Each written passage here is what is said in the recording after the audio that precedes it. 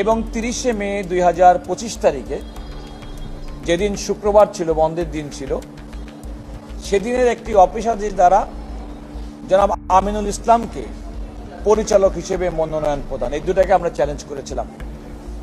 একটি হাইকোর্টের একটি বেঞ্চে আজকে আপনারা জানেন যে দীর্ঘ সময় শুনানি হয়েছে। আমি মোহাম্মদ রুহুল কুদ্দুস কাজল, আমি সিনিয়র অ্যাডভোকেট, এই মামলায় আমি শুনানি করেছি। আমার সঙ্গে ব্যারিস্টার কায়সার কামাল ছিলেন। অপরদিকে জাতীয় ক্রীড়া পরিষদের পক্ষে বিজ্ঞ অ্যাটর্নি জেনারেল জনাব মোহাম্মদ আসাদুজ্জামান সহ অন্যান্য আইনজীবীরা তো উপস্থিত ছিলেন।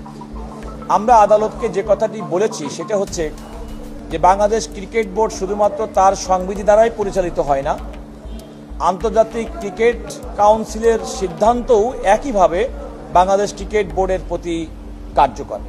আদালতকে মূলত যেটা আমরা বলেছি যে আইসিসির বিধান অনুযায়ী কোনো সরকারি কোনো হস্তক্ষেপ এই বোর্ডের কর্মকাণ্ড পরিচালনার ক্ষেত্রে করতে পারবে না। যদি করে থাকে তাহলে এটা আইসিসির অধীনে এটাকে তারা গ্রহণযোগ্য বলে বিবেচিত হবে না, এটা মূলত। দ্বিতীয়ত আমরা বলেছি যে জনাব ফারুক আহমেদকে যে মনোনয়ন দেওয়া হয়েছিল, বাংলাদেশ ক্রিকেট বোর্ডের সংবিধানের অনুযায়ী একজন ব্যক্তিকে মনোনয়ন দেওয়ার ক্ষেত্রে জাতীয় ক্রীড়া পরিষদ দুইজনকে পরিচালক মনোনয়ন দিতে পারেন, কিন্তু আইনে এমন একজন ব্যক্তিকে তাকে শোকজ না করে তাকে বাদ দেওয়াটা এটা অবৈধ বলে আমরা আদালতের সামনে আমাদের বক্তব্য পেশ করেছি। এখানে উল্লেখযোগ্য হচ্ছে জনাব ফারুক আহমেদকে তার মনোনয়নপত্র যখন বাতিল করেছে, ওই বাতিল আদেশে দুটি বিষয় উল্লেখ করা হয়েছে। একটি হচ্ছে যে বাংলাদেশ ক্রিকেট বোর্ডের বর্তমান কমিটির 8 জন সদস্য, তাদের ভাষার সংখ্যাগরিষ্ঠরা, তারা জনাব ফারুক আহমেদের প্রতি অনাস্থা প্রকাশ করেছেন।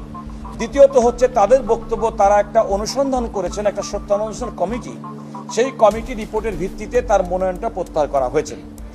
আমরা আদালতকে বলেছি যখন এমন কোনো অভিযোগে কোনো ব্যক্তিকে অভিযুক্ত করা হয়, তাহলে আইনের শাশ্বত বাণী হচ্ছে তাকে শোকজ করতে হবে, তাকে জানতে হবে যে আপনার বিরুদ্ধে অভিযোগ আছে, আপনার কি বক্তব্য আছে। তাকে বক্তব্য, তার বিরুদ্ধে আনিত অভিযোগ খণ্ডানোর কোনো সুযোগ জনাব ফারুক আহমেদকে দেওয়া হয়নি। আরেকটি যেটি বলেছে সেটি হচ্ছে যে দেখেন, এই পরিচালকরা নিয়োজিত হন বোর্ডের এক্সিস্টিং কাউন্সিলরের মধ্যে থেকে। জনাব ফারুক আহমেদকে যখন অগাস্ট 2024 তারিখে মনোনয়ন দেওয়া হয়, তিনি কিন্তু বাংলাদেশ ক্রিকেট বোর্ডের একজন কাউন্সিলর ছিলেন। দুর্ভাগ্যজনকভাবে জনাব আমিনুল ইসলামকে যখন পরিচালক মনোনয়ন দেওয়া হয়েছে, তখন তিনি কাউন্সিলর ছিলেন না। আমাদের এই অভিযোগের পরিপ্রেক্ষিতে বিজ্ঞ অ্যাটর্নি জেনারেল সাহেব একটা কাগজ উল্লেখ করলেন যে সেটা হচ্ছে 29শে মে 2025 তারিখে জনাব আমিনুল ইসলামকেও কাউন্সিলর হিসেবে আরেকজনের পরিবর্তে তাকে মনোনয়ন দেওয়া হয়েছে। সেই ক্ষেত্রে আমাদের বক্তব্য ছিল যে এটা সম্ভব না, কারণ কোনো একজন ব্যক্তির পরিবর্তে কাউকে নতুন করে কাউন্সিলর নিয়োগ করতে গেলে আমাদের বাংলাদেশ ক্রিকেট বোর্ডের যে সংবিধান আছে, সেই সংবিধান অনুযায়ী সেই প্রক্রিয়াটা অনুসরণ করা হয়নি।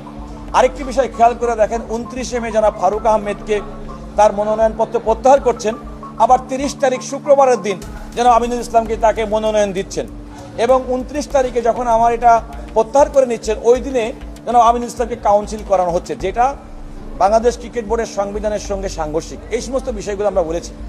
বিজ্ঞ অ্যাটর্নি জেনারেল আরেকটি কথা বলেছিলেন যে আমাদের এই রিট পিটিশনটি চলতে পারে না। আমরা আদালতকে, উনি বলেছিলেন এটা সালিসি বোর্ডের ব্যাপার।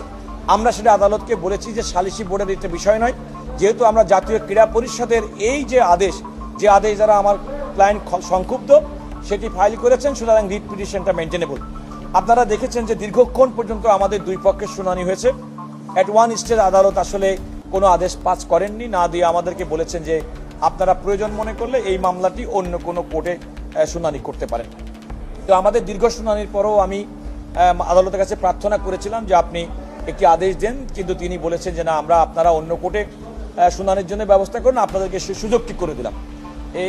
এই পর্যায়ে এই মামলাটি এখন আছে।